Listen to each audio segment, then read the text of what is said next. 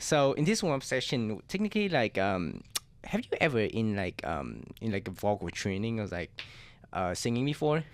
No. Okay, so like so any singer, like before they actually like sing or some soft shit, Yeah. like they always have some sort of like warm up for your voice. Yeah. That technique is called the mima mimo. Okay. That's a weird name I make up, but yeah, Yeah. mima mimo. So Okay. so it's going like this. So you know, like the notes in like the music, in music, like do re mi fa sol la si do. Yeah. Yeah. So from do we say like mi ma, and then for re will be like one staff higher. We say mi ma. So we go higher every time. Yeah. It was stupid, but Okay. but you'll get it. You'll get it once okay. you do it. Yeah. All right. I will start first, and just follow me. Okay. Don't be shy. I mean, you have Yeah. a beautiful voice. Why am I shy at this and I'm not shy at the camera? Okay. Yeah. Okay. I'll start first. With do first. Okay. Mi ma. Okay. Okay. And then you sing the same time. Mi, Yeah. ma. Okay. And re mi ma mi ma fa mi ma son mi ma la mi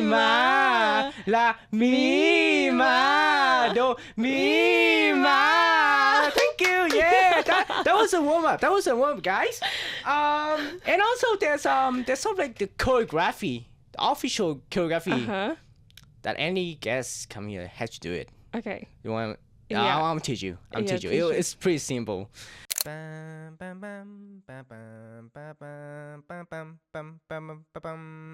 So first of all, just put your hand like a flower like this.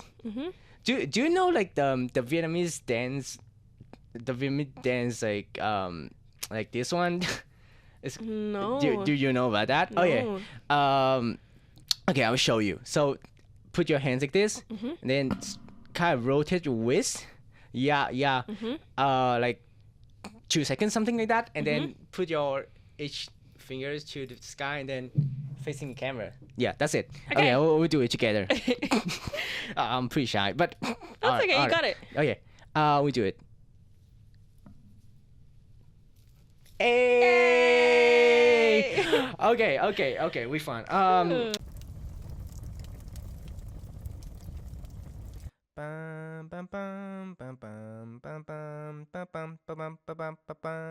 Welcome to the Electro Chat. We kind of like talking where we will meet some of the most exciting people on this planet Earth and listening to their one-of-a-kind stories.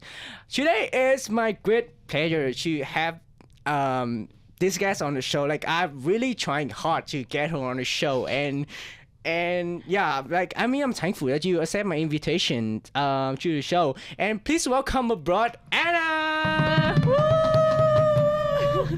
Hey guys. Hey, Anna, do you want to give a little bit of like introductions about yourself to the viewers?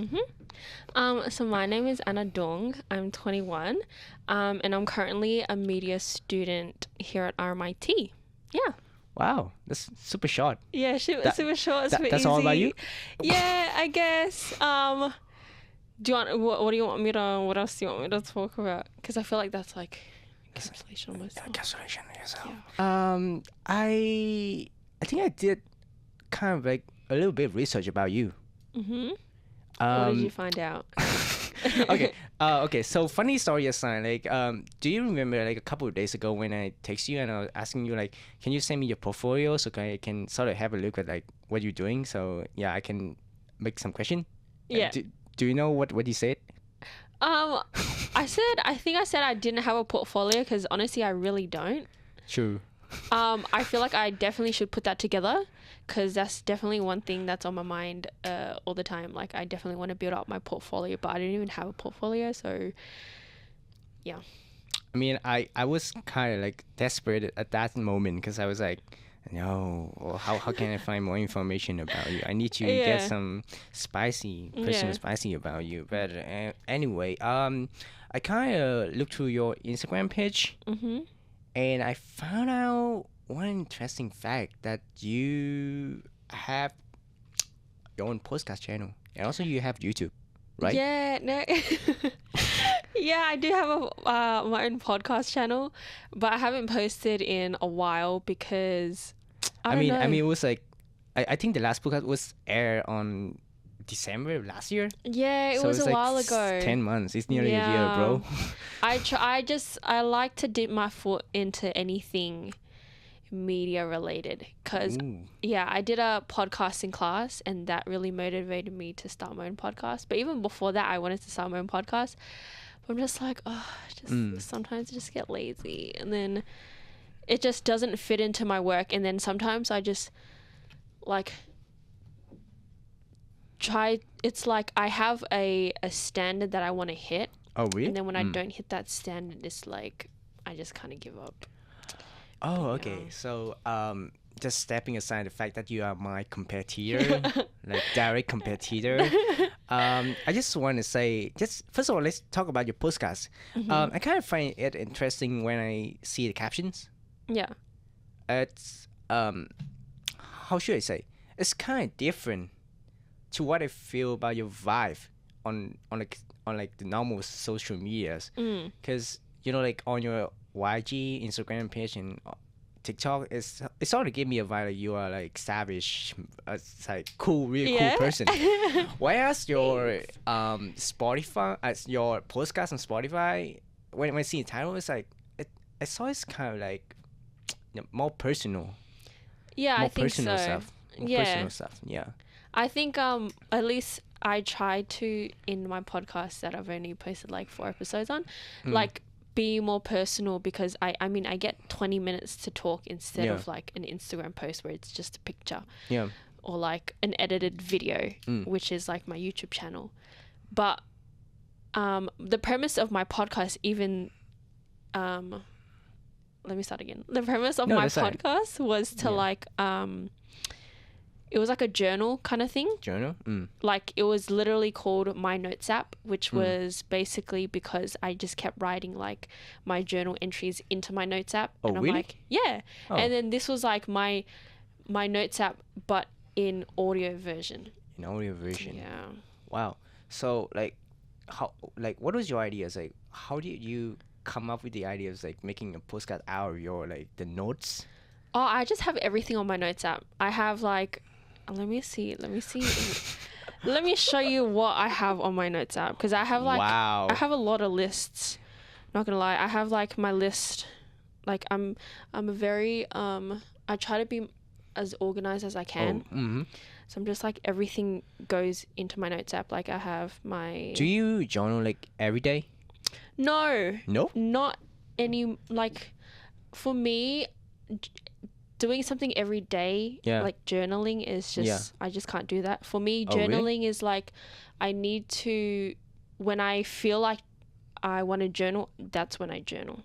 Oh. So it's not like you have to journal every day, and then when you don't journal, it's like I get So you're trying to not keep it like as like a daily habit, but something sort of like more how should I say? Something like more get you the vibe. Yeah, like something I can rely on if I'm like stressed or like, or sometimes like I journal when I'm happy too. So like I put my happy moments in there. Okay. I like to like, I'm very nostalgic, so I like to look back on like, what I was doing like 2 years ago or like a year ago. But yeah, I have everything here. I have like restaurant recommendations. I have like birthday stuff. Yeah. Do you have a habit of like looking back at what you noted? Yes, I like to read back some of the things I do, especially I don't know, just like random stuff. I have like a bucket list that I look back on. Yeah. And then that's like really fun to like update and stuff like that. But yeah, I look back on that sort of stuff. Did that action of like reflecting at what you noted down give you like a new like fresh insight ever before? Yeah, for sure. I think writing stuff down is like really important to me too, to even reflect. Because number one, like for my like thinking is like understanding, for example, like what a problem is, and then reflecting on what you did wrong in order to like move forward and like be the better person that you are later on in life. So I think reflecting is definitely like at the top of my list. Oh, that's cool. Yeah. That's cool. That's cool. Yeah. About your YouTube channel. Mm-hmm. You made a lot of stuff. You made a lot of different kind of contents. Yeah. It's like, how should I say? When I see it, when I first see it, I was like, what? So what was your like main kind of contents that you want to do? Because it's all over the place. Yeah, to be real, to be honest, it's all over the place. No, that's okay.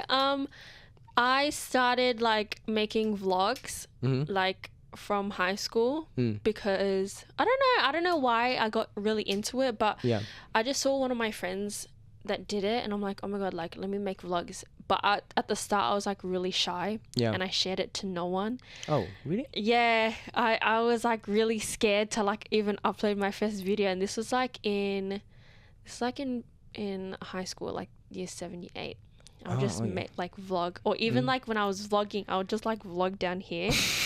Yeah, it was. But now, like I can see my self progression and you know where I am now. But yeah, that really got me into media, like vlogging on YouTube. From making vlog to making short film. Wow, that's like a huge leap, But no, because I took like a whole gap year, and then I was like vlogging during that, and I'm like, wait, I kind of like media. So I'm like, okay, like let me go into a media degree, and that's what got me into media. But I love it. I mean, like even though I was saying like you make like so many like all over the place contents, but one thing I kind of see, one kind of one kind of vibe I can see from your videos. Is that it speaks to yourself, because it is what you like. It is what you like. For example, there's a video talking about your collection of jewelry. Yeah, there's one more. Let me remember it. You drawing rose from blackface. Yeah. So it's like for me it was like, okay, cool, cause you know when you say like about your podcast, you're saying like you want to, you know, like keep memories, like you want to you know, like genre memories in different formats. So I think from my opinions, like I think to you it's like YouTube is also a way that you can like keep memories. Yeah, for sure. I think even for my like little sister or like my family, like I've vlogged like family trips, and then every single time like we're together again, we get to watch like the videos, and it's like really fun to even like react and see like what we did during the that's the cute time. Yeah, that's so cute. it's really cute. And my little sister loves my YouTube channel. Really She's recommended, she's like she's 11 and she recommends it to all her friends. She's like, oh, subscribe to my sister's channel. So it's really fun. One of the things that I keep like getting advice from like pro YouTubers, like the YouTubers online, they always like advising newbies to be like authentic with your content, be authentic with yourself. Like even though at first people don't get what you're doing, but as long as like you stay true to yourself and you know how to show it to people, then there will be a group of people will be convinced of that and follow you, will become your followers. Do you think like authenticity is important in making kind of content? Yeah, 100%. I think I've talked about this with my boyfriend, but he thinks that like YouTube has lost a lot of its authenticity because nowadays it's a lot of like the agenda is not to go onto YouTube for like making silly content. Like I think at the start of YouTube, like a lot of YouTubers did it just for fun, and like that was like their form of entertainment. And now people know that, you know, you can get a lot of money off of YouTube, and then they find a way to like exploit that and like use that to get money, I guess. And I guess that takes away from like the authenticity of YouTube and what it is and like who you are. But I think what was your question again? I think it was really important to be authentic and build like to be authentic and Yeah. showing that authenticity to Yeah. It's definitely hard followers, nowadays. Actually, it might be easier because I feel like more people show who they are now. But there's like, I have a perception that we feel closer to these like online idols and stuff. online idols. Yeah. Yeah, I also one thing I'm kind of curious because I know you are currently making a lot of shots on your Instagram. Yeah. Do you ever feel like in order to attract like people online, do you have like a certain like formula in like editing your videos, in like showing your content, in showing who you are online? Is there like a specific formula for it? There's no formula, but I think I've developed that throughout like just doing it. Yeah. Like I started with the YouTube thing, Yeah. and then that helped me build my confidence to even get to like this point right here. Yeah. But I just decided to make short form content because that was like a lot easier for me. Like YouTube videos would take me forever to edit. Yeah. Like these videos that I'm doing right now is just like a day in the life kind of videos. Yeah. And I just wanted it to be relatable to people. So I'm like, this is the day in the life of me, who's just a random media student, who's, you know, trying to like get into the industry, work while working 2 jobs, while going to uni, while doing all these other things. But I like to make my videos short and quick, and I'm trying to like improve every single time I post. Like the short and quick thing is important to me nowadays, because I feel like to keep someone's attention is really hard now. It's true. But like just asking, like before you make a videos, a shots, for example, shots, like do you have in your mind already like what kind of thing you want to show to people, like prevision? I'm calling it previsions. Like usually I just set up the camera. Like I do have a vision in mind, like this is what I see and what I want to get. But for me in the future, I want to plan more of my content, which is something that I like I don't really know how to do right now. But I'm learning that throughout my course now. I feel like especially through this the media class that I was taking. It was a lot about preparation. Like it was I think it was like 9 weeks of preparation just to do like one like 4-minute video at the end. Wow. But it was really fun. It was I don't know about fun, but it was very educational. It was just, I don't want to talk shit, but my teacher was just nutty. I mean, I'm not gonna cut it. I'm gonna show you trying my teeth. No, just kidding. Hey. Have you ever feel a bit about like planning preparation stage, sort of like killing the authenticity? Have you ever think about that? Ooh, that is a good question.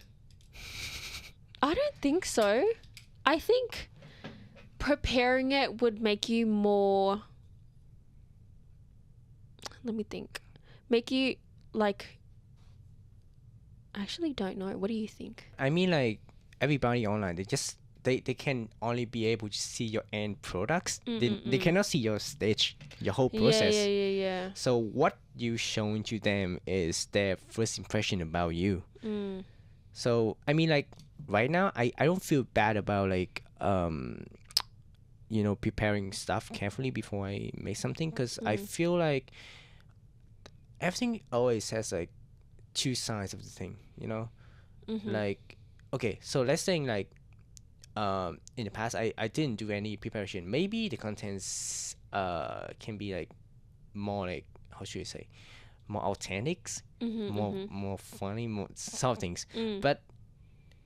But it can be dangerous if I show something without carefully thinking of is this appropriate, show it or not. So I think like after like stage of like fearing that shit, like fearing the planning, I sort of developed like mindset, okay, this is appropriate to show, this is not. Although this is funny, but in the long term it may be harmful to me. So I cut it down that things, and I only keep the things that will make me good and do no harm for me in the Yeah. future. So I mean, yeah. that's the magic of post-production. You can edit stuff out True. and like, True. put stuff out. Do you think it's more beneficial that you're planning it, or do you think you just go for it and then just I don't know. you don't know? Yeah. Yeah. Maybe 50-50 for me. 50-50. It depends. Yeah. It depends. Because I think I want to plan stuff out more, just so I can have like a clear vision of what I want to get. But then I don't know, I just, for some reason, something's blocking me from even just planning like a shoot or something, because I'm scared of like people's expectations when, I don't know, when I just, I haven't even started the project. Yeah. No, I truly understand. I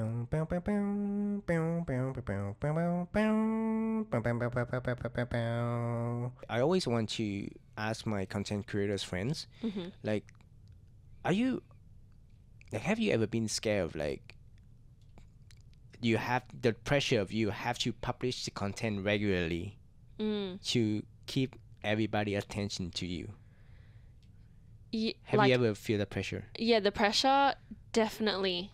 Because I feel like I don't know, it's just like they always say, oh, consistency is key, and like you're only gonna be successful if you're consistent. Yeah. But it makes sense, because like if you're not consistent, then like, nothing's gonna really happen to you. But I mean, it's kind of ridiculous to me, to the point of like, I feel like the algorithm of like TikTok and YouTube, it keeps you like, it keeps you like have to like post the contents like nearly All like the every time. day, nearly every Yeah. day, to keep you like floating and give you like keep Attraction and attraction, stuff. stuff from people.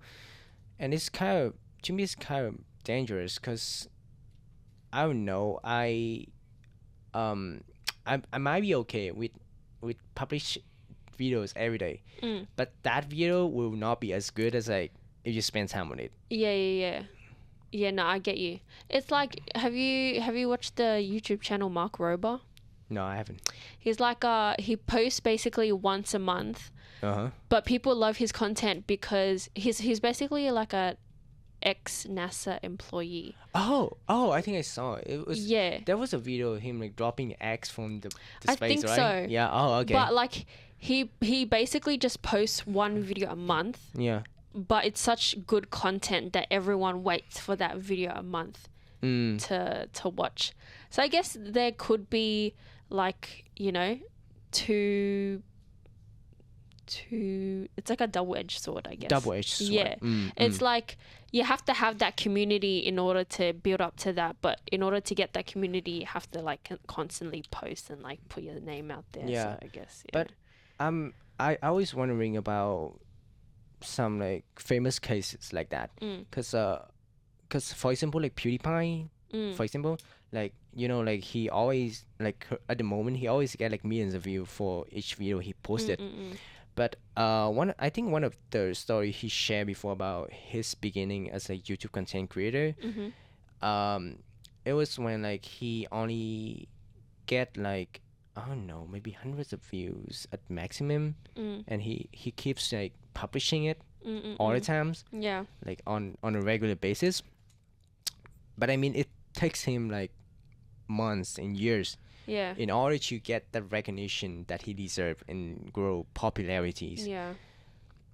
I mean, for the majority of the content creators, I feel like because everything is just changing so fast daily, we kind of lose, what I say, the determination, like to get us like stay in the long term. Yeah. Do you feel that? Nah, for sure. But I think that regardless of that, it's important to keep at it, because if he didn't do all that before, like even if it took him 3 years, 4 years, it's him like putting in the work, and that's why he was successful. Like so many people do it, but then it's to the point where that, you know, it's been a few years, they don't get Yeah. anything, and then they just quit. Like I've been through that, and I've quit like a lot of times in like a lot of Yeah. things that I've done, but Yeah. I don't know, it's I think for me it's just like willpower, bro, because you have to find motivation somewhere. You can't you really can't rely on motivation. Is it motivation? You can't Motivation. you can't rely on like an idea like at the start, and then what am I trying to say? What's the fucking word? It's like how should I say? I can't get your idea. It's like don't count entirely on your first idea gonna work. Yeah. So just keep working, and then when you find your success formula, is that exactly? Yeah. So what you're like trying you to just say? gotta keep working at it. Yeah. Yeah. But like as a content creator, are you ever scared of like the numbers? The numbers view, for example, the numbers of people engage in your post. Have you ever been scared of that? Not really. Oh, I feel like because my numbers aren't really that high, not gonna lie. No, at So least it's like higher than me. I'm a flop, bro. I'm a flop. No, see, you gotta keep working at it. Yeah, you thank really you. have to. Yeah, I know. But not really so far. Like there've been, you know, not too many comments from like random people. So like some random people DM me sometimes, like just like a random old man, but like it don't even matter to me. But I haven't really been scared of the numbers because I guess my numbers aren't too high. Like I guess when I get there to like bigger numbers and like maybe it's like constant, then maybe. But yeah, I try to be as careful as I can, I guess. Oh. Yeah. Yeah. Have you ever got any hate comments? Hate comments? Yeah. Since I'm a flop, so No. I mean, all the comments I got is from my relatives or like friends. Yeah, no, it really is.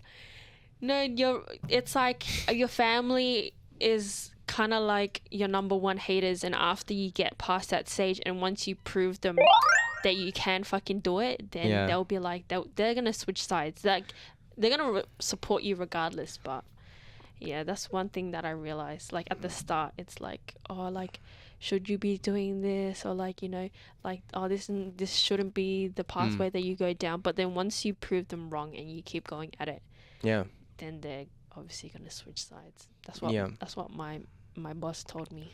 Oh yeah, that's true. Yeah. Do you know that like comparing to others like careers, I think creatives always like creatives has to face like the biggest challenge Yeah. is yourself, Yeah. right? Yeah. Like, cause for example, like if I say like I'm working in IT or sort of shit, my end product is gonna be including me, right? But like for the creatives, sometimes you have to include yourself like in the end product. You have to show yourself to people. Yeah. That's why sometimes like, you get like you know like low self-esteem of yourself, this kind of things. Because So, I think you attach yourself to, yeah, like, you attach your worth to the product, and then when the product doesn't get good reviews, it's like, is that a reflection of me? yeah, But it really isn't. Like, it's just a part of you that you're showing at that time, at that moment, but it really doesn't encompass all of you. So it's, you know, I guess you gotta detach yourself from work, but then it is your child. Like I feel like for me, my like my little YouTube and like different projects that I do, they are like, you know, a little part of me, like my children. But it's like you really gotta separate that, I reckon. I still haven't been able to do it, but yeah. I mean like one kind of things I learned from this journey of making content is like confidence. It's confidence. It's overcome your fears. Cause you say like you used to be scared of like vlogging, right? When you was in high school. Yeah. But like looking at you now, you're like more confident, like you show on the screen, and then you do this and that without fearing other people like without caring about the haters or anybody who's fucking care with your life. Like, just do it because you want it. Yeah. Yeah. I mean, I still struggle with that now. Oh, really? Yeah, for you, sure. You don't seem like so to me. Yeah, maybe I'm better at it now. Yeah. Like concealing it, and I guess my people skills have gotten a lot better, and like my communication skills have gotten so much better. Yeah. But before, it was definitely hard to put myself out there. Oh. Because I was just thinking about, oh my God, like, what is this person going to think? What is that person going to think? Yeah. But, yeah, what do you think helped you put yourself out there more? One kind of like interesting lesson I learned from my older brothers, not my like blood brother, but out there, society brothers.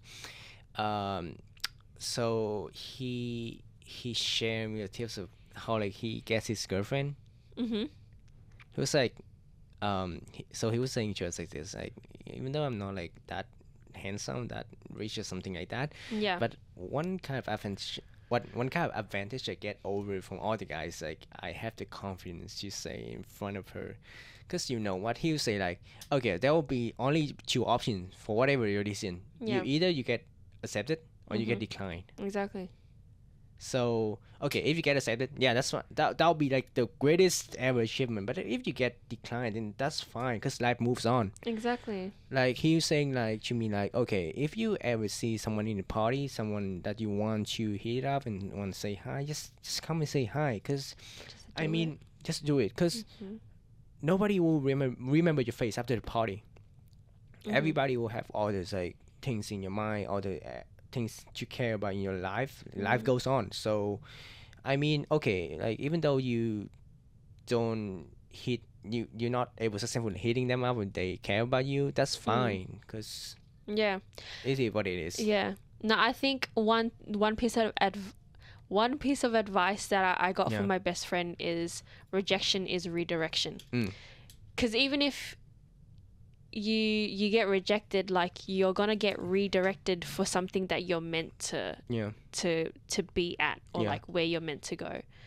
Because I feel like even like you take that, but you have to like think about mindset into it as well. Yeah. Because first of all, you get rejected. Yeah. You can either like be sad about it. Yeah. Or be like change your mindset and be like, oh, it's gonna redirect me to something else. Yeah. So I think mindset is really important.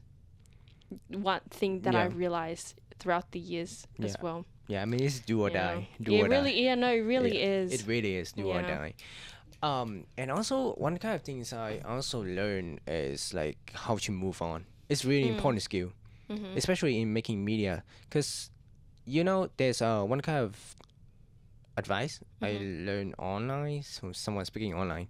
He was saying like, so he was a like famous producer in Vietnam, and he sort of like made like a really successful albums with an artist, and like when he was getting interviewed and he was asked about like how was feeling about that albums and all that kind of shit, he's saying it's normal, because I mean, okay, when it's got like received like critically and people listen to it like and respond to it like really like positive, he said it was like only like there was like only a brief moment of joy over there that he getting praise, but after that he was thinking like, so what's going to be next after that project, so what's going to be next in the journey.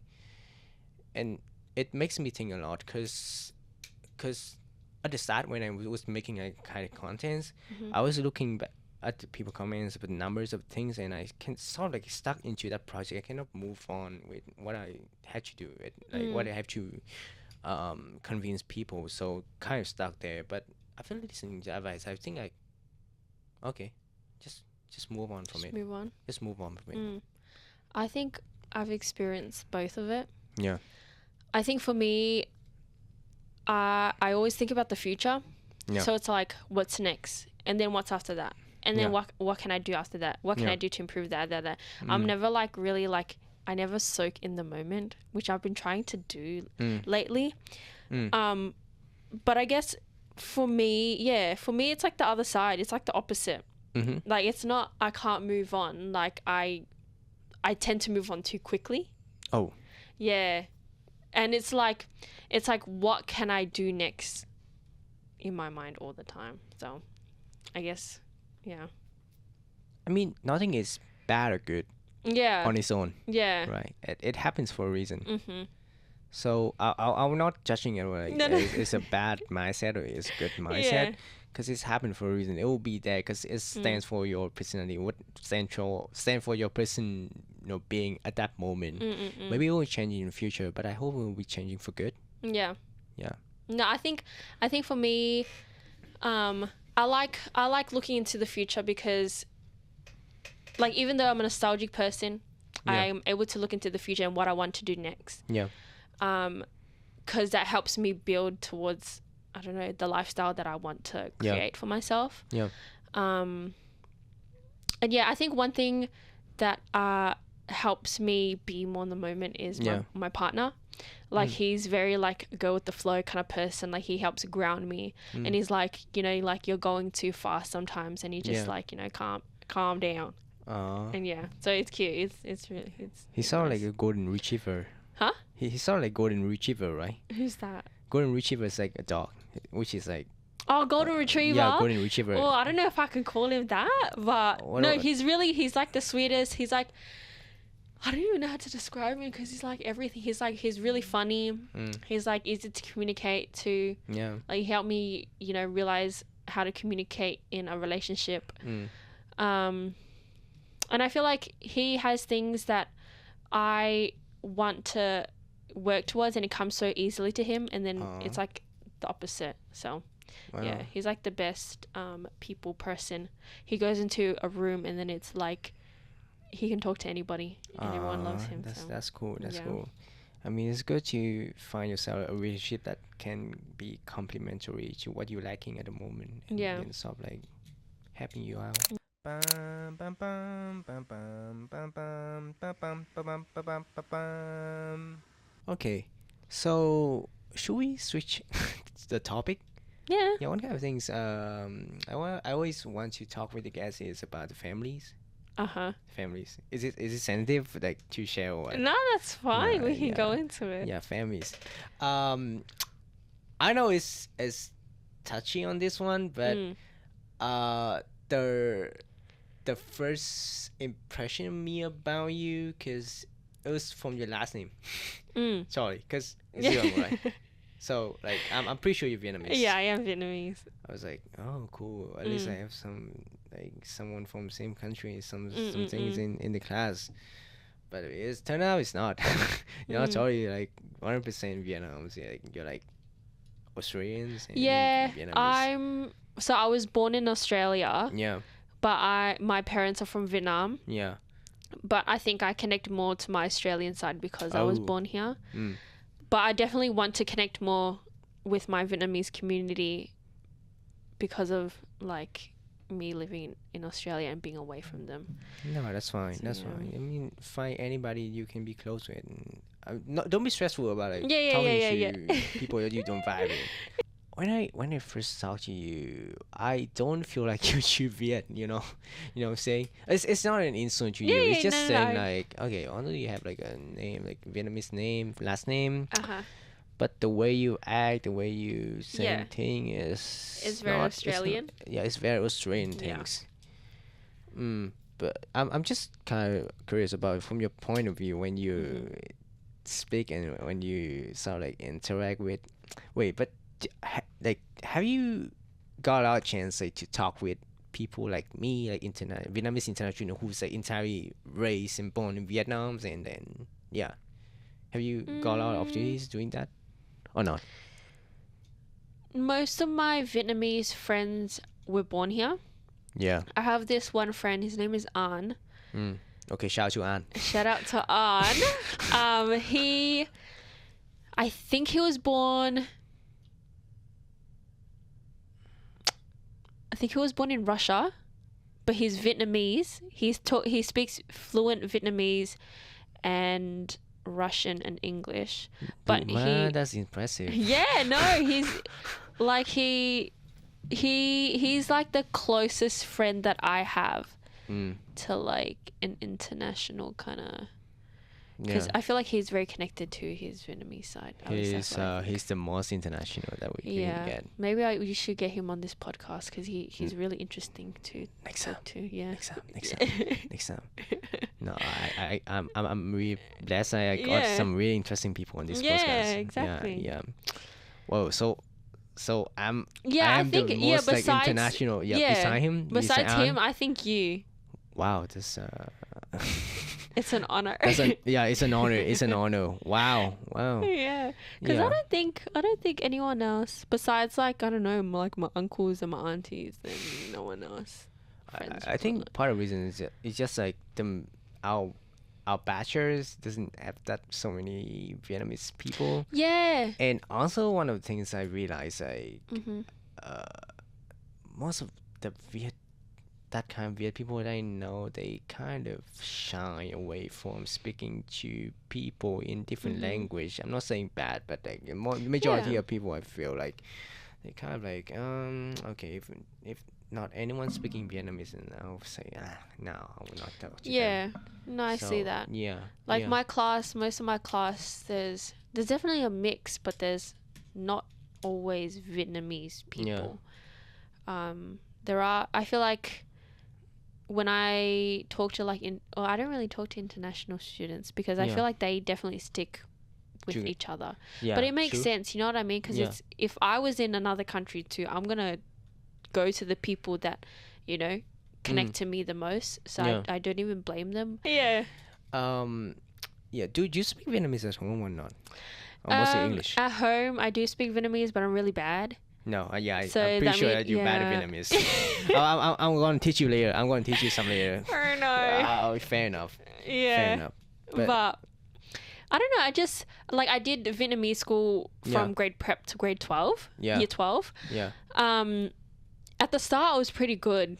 Not gonna lie, but after that, I just I lost it because I don't know when I would talk Vietnamese to different aunties and stuff, like Vietnamese aunties or my mum and my dad or my siblings and stuff, they'd be like, "Oh, you're so bad at Vietnamese," and then I just yeah, exactly. I'm like, what the hell, I literally can't say a Vietnamese word and you can't help me out. And then that kind of led me to not speak Vietnamese, and then I just kind of slowly started losing it. I can read and I can understand Vietnamese A bit, right? I think I can understand the most. Oh, do you understand the slang that? Oh, that not we- slang. Not no. the slang. Not the No. slang. Okay, but the normal things. Yeah. The more so. Yeah. Wow. I'm always curious. What it was the experience of growing up in Australia from the Asian community backgrounds. I'm curious because I was not Yeah. born here, so Yeah. So I was born. So I grew up in an area where there was a big Vietnamese community. Where's that? The west side. Sunshine? Yeah, in St. Albans.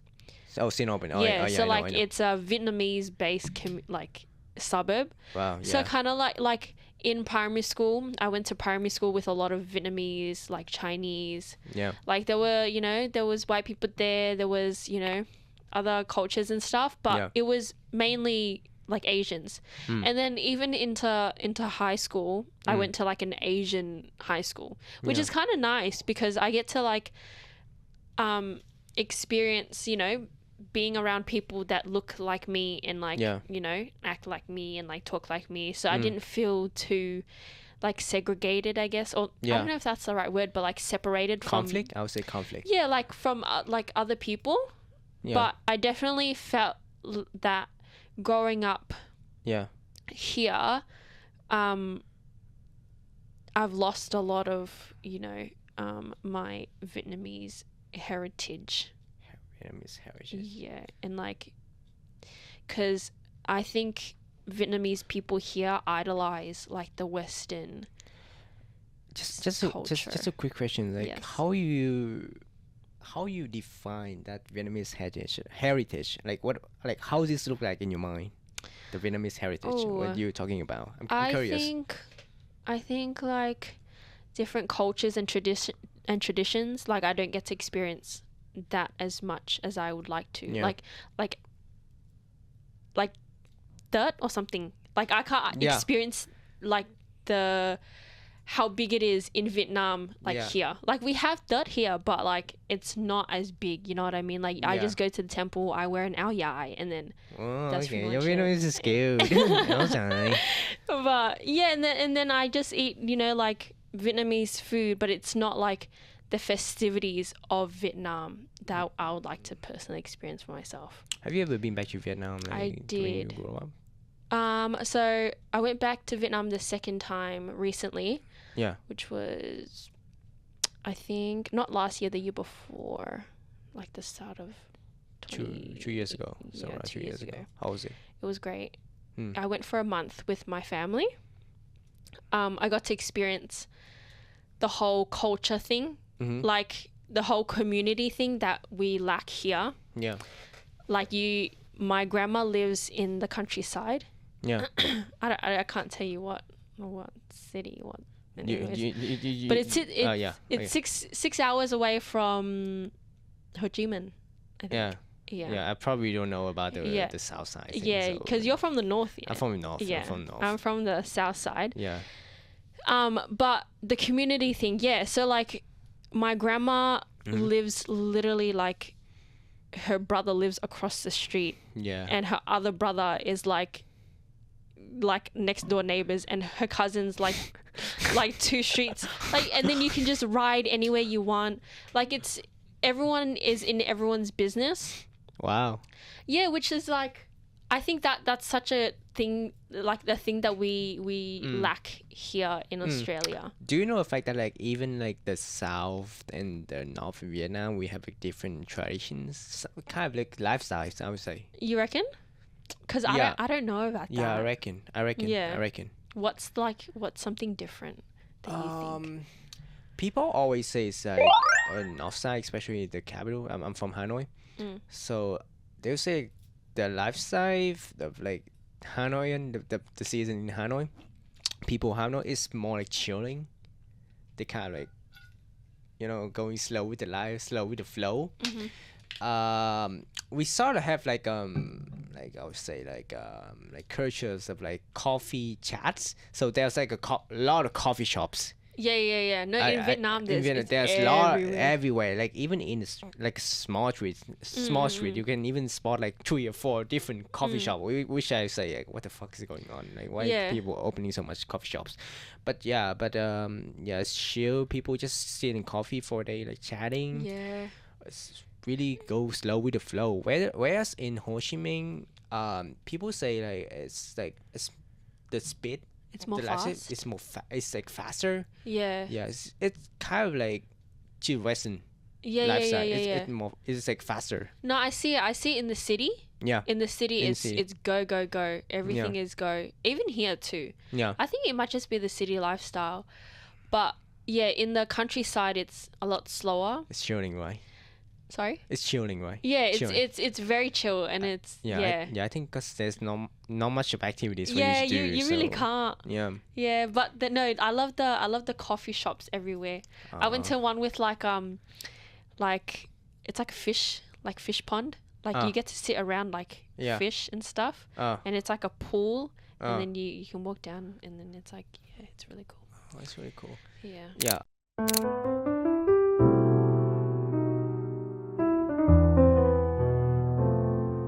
One kind of shitty thing. I'll just do shitty comments about Melbourne. It's like all shop just closed too early. Yeah. Fucking early. It's not like Vietnam.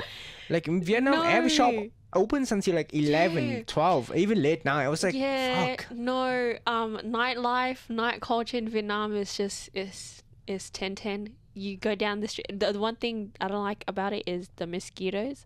But of course. if you stay in the countryside, it's just, the weather is. I was dying. But nightlife is crazy over there, crazy. And it's like you can, because I think everyone just owns their own shop, and like they can dictate what time they open and close. Like here. True. Yeah, like here, 5 o'clock, like 8 or 9, like the latest. And then after that, you have to go home. Actually, I the first time I came here, I felt really dead at night because I nothing to do. Yeah. The only thing that activities you can do during a late afternoon till night is like go see your friends Yeah. and Have having you- a house party and some sort Yeah. of shit. But Otherwise, like you that's have not nothing all to the do. that's not all the time though. Yeah.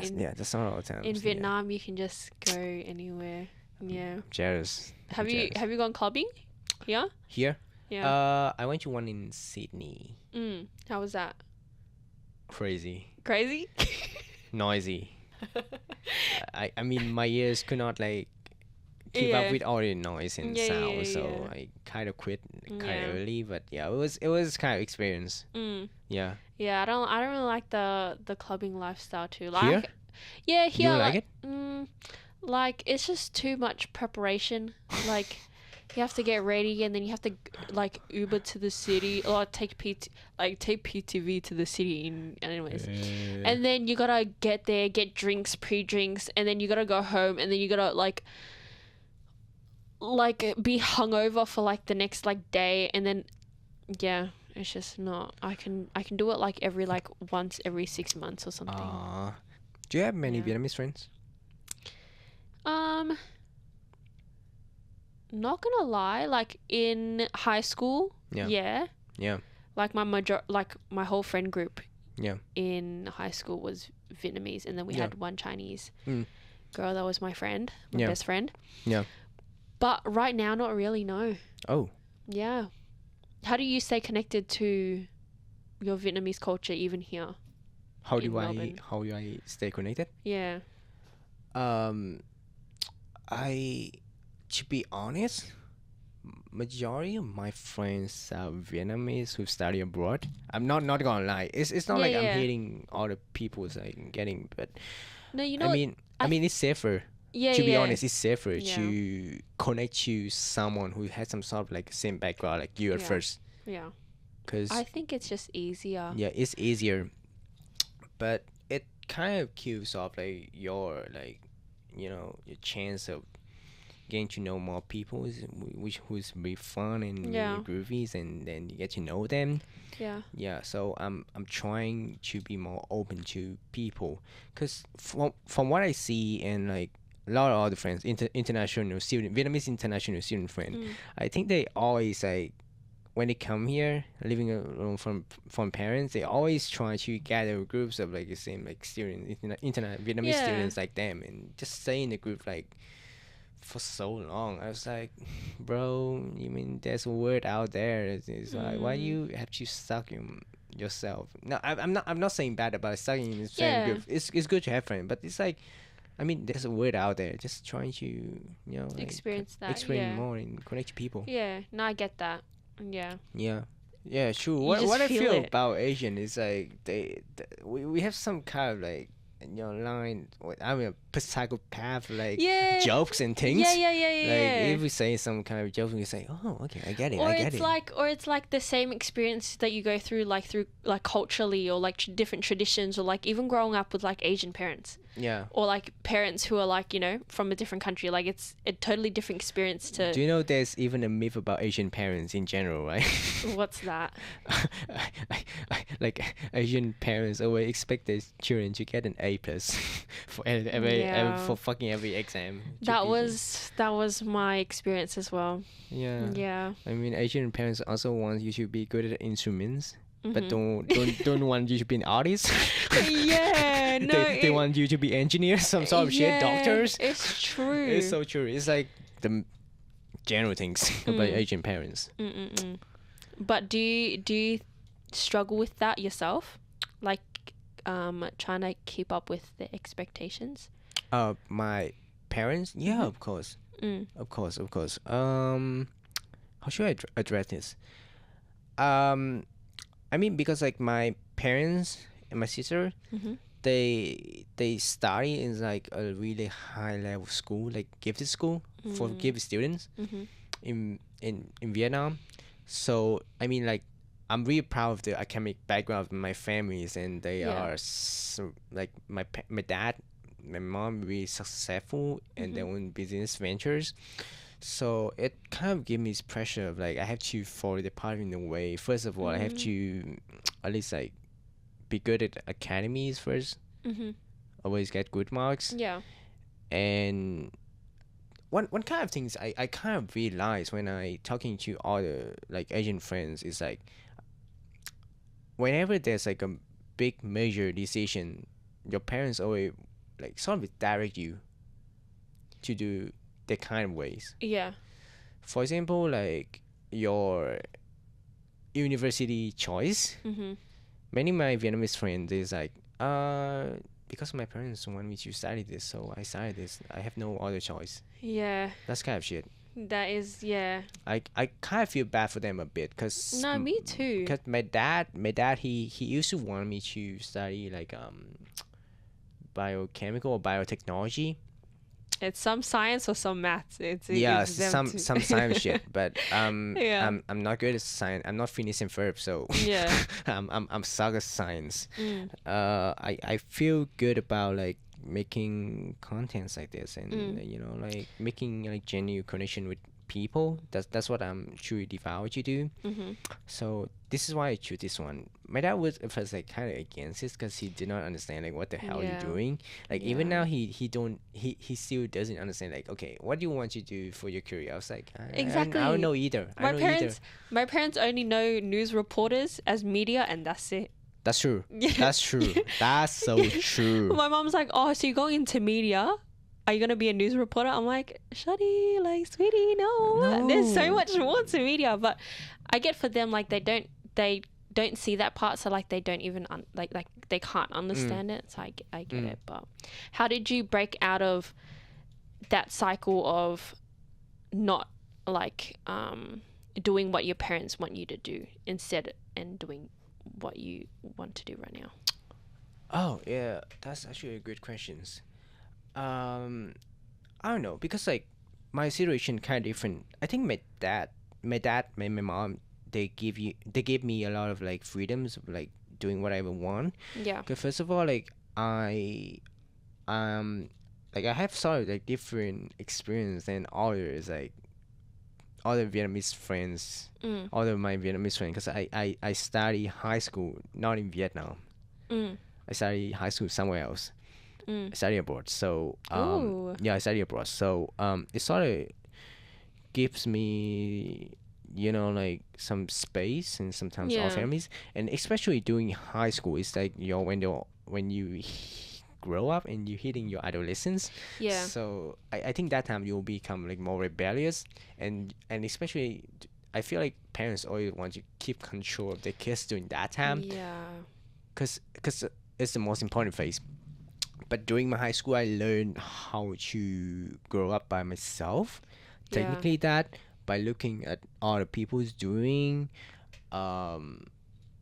and like reflect on that, like what is good or what's not. All I get from my parents is just some advice when we FaceTime together. That's it. That's Yeah. it. So, and even now, like when I get into uni, like I don't live with my parents. All I do is like I go out there, find friends by my own, and then making mistake, break up with friends, and then cycle with a lot of shit happens. But yeah, I learned from getting into society. That's how I learned. Yeah. My dad doesn't say anything about that. Every shit that I done. I mean, like I always tell him the shit I done after I made it, and I retort about it, and he's like, "Okay, you make it, and then you learn lesson. Don't commit that again." That's it. He didn't say anything out of that. That's good. I think that's good for as Yeah. know, a I mean, dad. like that shows yeah. that shows change in him, that you know, like he's accepted you for, you know, what you want to do. Because What about yours? So from high school, Yeah. my parents were definitely telling me to, you know, to do different things. Yeah. My parents weren't too forceful on like what I was gonna do, because like I always got good grades in high school, and Yeah. I definitely put my worth on my grades. Yeah. If I got bad grades, and I'm like, fuck, like I'm a failure, this and that. That's just what, you know, I grew up to become. Like I wish I was more rebellious, to be honest. Oh really? Yeah, I was a goody two shoe. If I got in trouble, I cried. Like, it was not good, because society isn't like that, you know what I mean? You're gonna make mistakes, you're gonna be bad at things, and like, if your first response is, you know, to break down and like, you know, be, you know, like see yourself in like a bad way, then it's like it's not real. Yeah, true. But yeah, I grew up, and then I try to experience the world. I listened to like different podcasts, and that helped me get into like my gap year and stuff. Yeah. And then I realized, like, you know, my parents can say all these things, but it's at the end of the day, it's my life that I'm gonna live. It's the next whatever, however long, like 60, 70 years. It's my life. Like, I take my parents' word as advice, and not like the only way. Just a question. I'm curious. Mm-hmm. Do you, so like after your parents give you advice, and you do different things, right? So like after like times when you reflecting back on that action, have you ever thought of like your parents saying the right things, but you never listen to it? Yeah, for sure. But then I think for me, even if it's right, like you have to go through that experience to understand that it's right. Yeah. Because like they obviously want the best for you. Yeah. And that's what they think is right at that time. Yeah. But if I didn't like rebel against them, I wouldn't have known that that was the right thing that they were saying before. That's a good mindset. Yeah. That's a good mindset. Because if I just follow what my parents think is right, then like I have no perception of what is right myself, or like what is wrong. Yeah. So I think it's really important just to like, even like, I think in the future for my kids, like I want them to experience whatever they think is right, and then make up their own decision. Like, like obviously I'll be there to like help them throughout the process. Yeah. But like your parents have to always be like a protective, like, you know, like when a little baby. Yeah, like when you're like on a trapeze or something, and then your parents are like that net at the bottom. Like in case you fall, like they're always gonna be there. Yeah, true. So yeah. But I mean, like, getting more like trying to get myself into my dad's shoes, in a way, like some of my advice, some of my dad advice in the past was so like, was not the things I expect to hear, so against me. But like the more I grow up, I just realize, like, as you say, like, parents always want the best for the kids. Yeah. So I feel like my reaction against what my parents say, feedback on me, I think it's more chilling now. Yeah. In the past, it was more outrageous and more rebellious. It's like, why the fuck you do that? I'm against. I'll just do my own. I'm just don't listen to that. But now it's like, okay, it's your opinion. I'll take a look. I'll take a consideration. I'll see if it works or not. So it's more chilling vibe now. Yeah. For me and my parents. Do you have a good relationship with your parents? Yeah, sure. Of course. I have a good relationship with my parents. How about your siblings? I think I'm better with my oldest one. Yeah. She's like 12 years older than me. Damn. 12 years was like a lot. But she's her personality kind of clicked with me.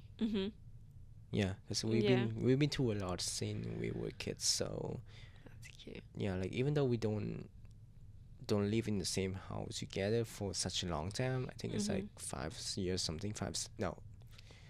The total will be like 7 or 8 years, because she is also studied abroad in UK before. Ooh. Yeah, she studied abroad in UK. So counting that time will be like 7 or 8 years of us like not living in the same roof, but we're still on good terms. Sometimes we call each other and things and shit like that. I have a question. Yeah, sure. Do you think you could ever be a single child?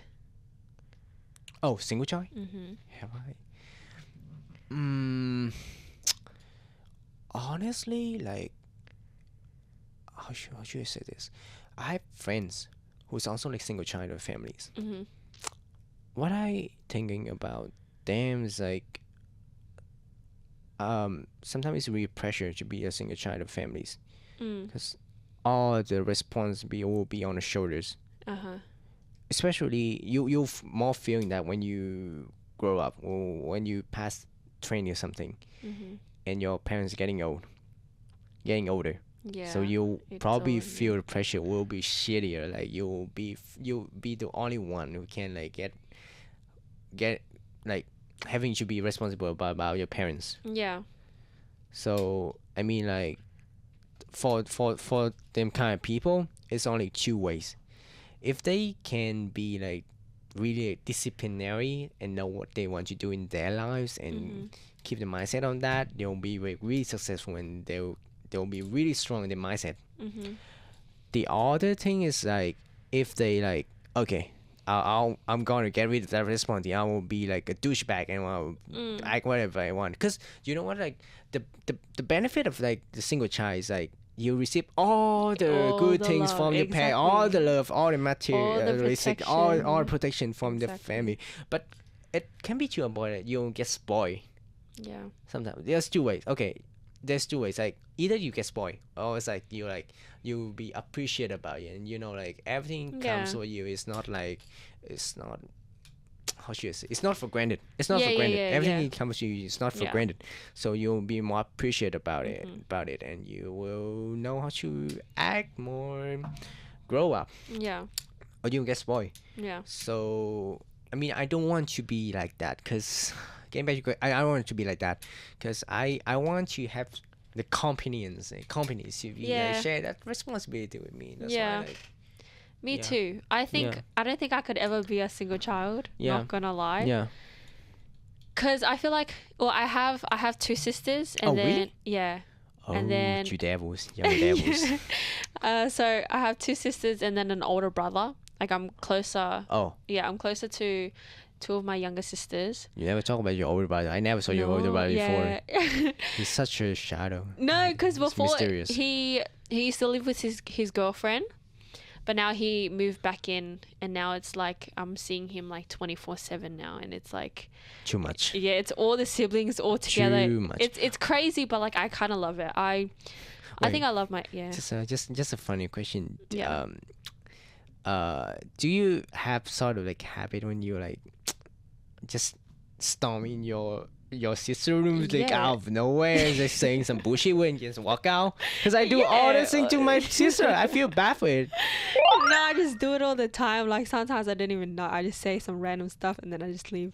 But they think it's normal. You know what I mean? It's like sibling stuff. Or like my little sister, bruh. She's so annoying, but like she just comes into my room. She's like, Anna, can I come in? I'm like, what for? And she's like, just cause. And I'm like, what? But yeah, it's all part of sibling stuff, and I love my siblings. No, yeah. I love my sister also. Yeah. Yeah.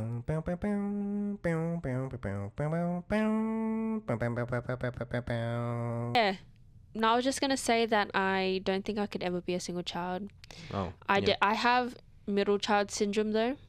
What, Do you know what that is? What is middle child syndrome? I Bas- know what syndrome is, but Yeah. what is middle child syndrome? How is this like? Basically, so my mom had my brother first, Yeah. and then me, Yeah. and then my younger sister, Yeah. and then it was three of us for like ages, Mhm. and then like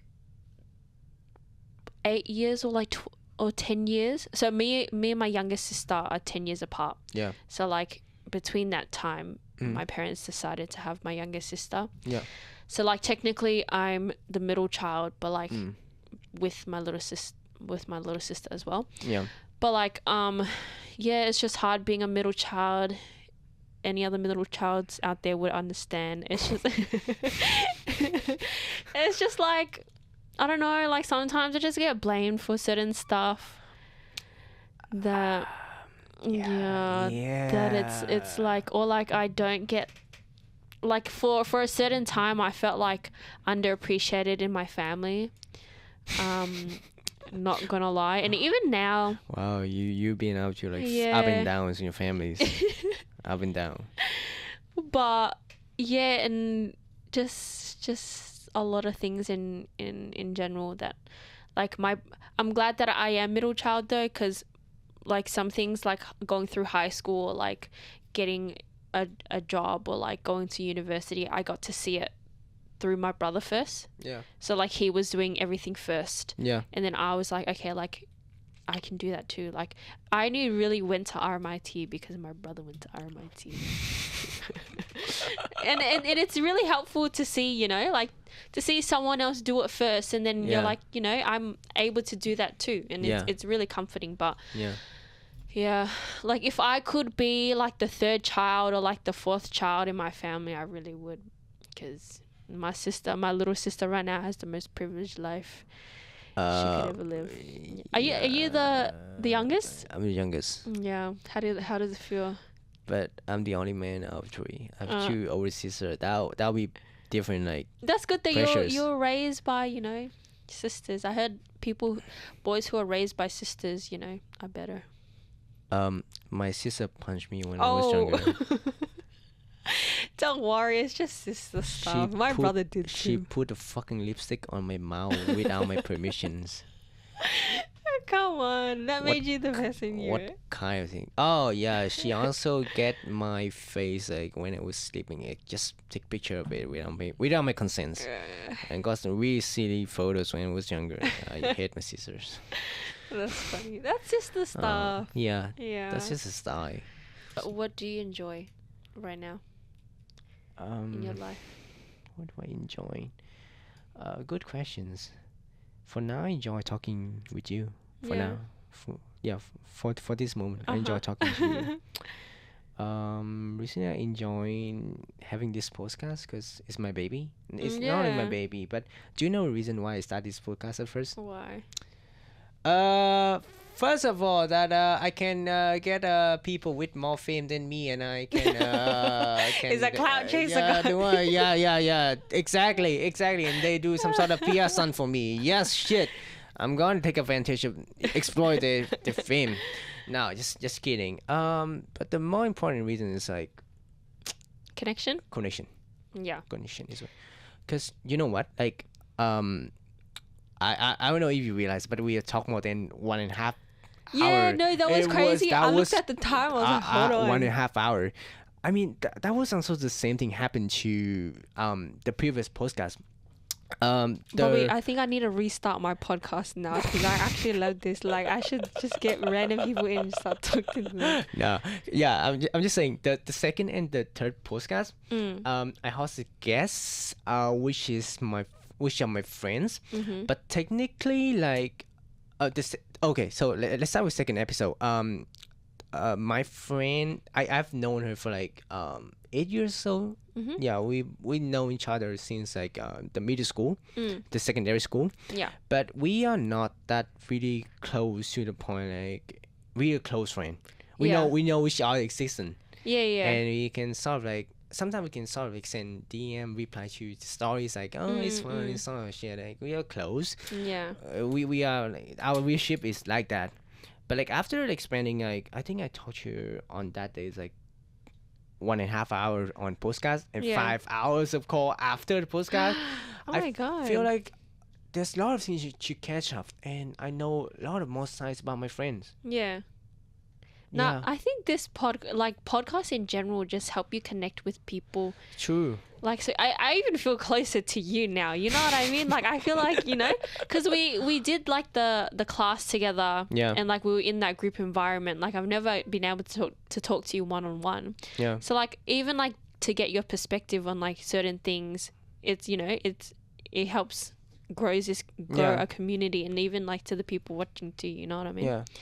So yeah, it's good. Yeah, I mean, it entirely changed my mindset about the opposite person. No, it's true. It changed entirely what I thought about that person before, and I know them. I know more about them as a person, that they are interesting. They have shit to talk about. Do you want to say any last word to the viewers and to yourself, to me, Oz? I would say thank you, obviously, for, you know, letting me come on your podcast. This was a really fun time. And it just makes me want to, like, restart my podcast again, not gonna lie. Yeah, no, I really should, and just, like, bring on my friends. Because even if it doesn't go anywhere, it doesn't matter. Because, like, it's just like a journal for me. Like, we can look back in like 10 years and be like, oh, this is where we were in our friendship. And like, I have like this space to like we pay so much money. Sure. And like we're not using anything. And I'm like, bruh, like, I don't know. You open my eyes to like, you know, trying like new things and like like doing this. So Yeah. it's nice. It's Girl, it's go been a for good it. chat. And like to the viewers, follow me on Instagram. I'm trying to build up my platform. So yeah, thank you for listening to. Thank you for, you know, keeping your ears open for us. And I hope you come back for more, because Bobby's next guests are gonna be really interesting too. So yeah.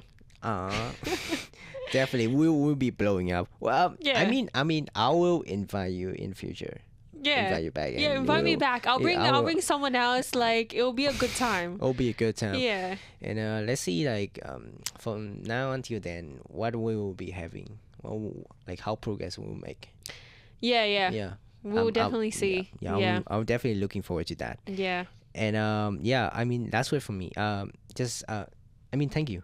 Thank That's you all for good. being on the show again, because No, I'd love it's to an come. honor. Yeah, It's an honor. It really is.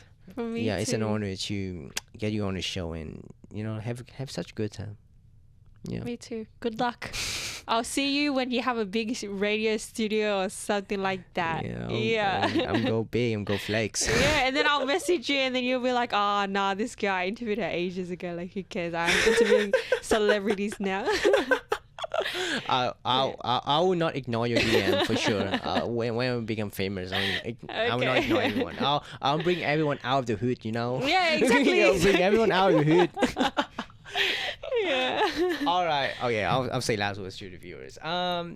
Yeah, and thank you guys for staying tuned in for the trò chuyện we kind of like talking. This is the 4th episode with Anna, right? And yeah, just listen to it and give me your comments and feedbacks on what you like, and we'll see you guys again. Peace out. Bye. Bye.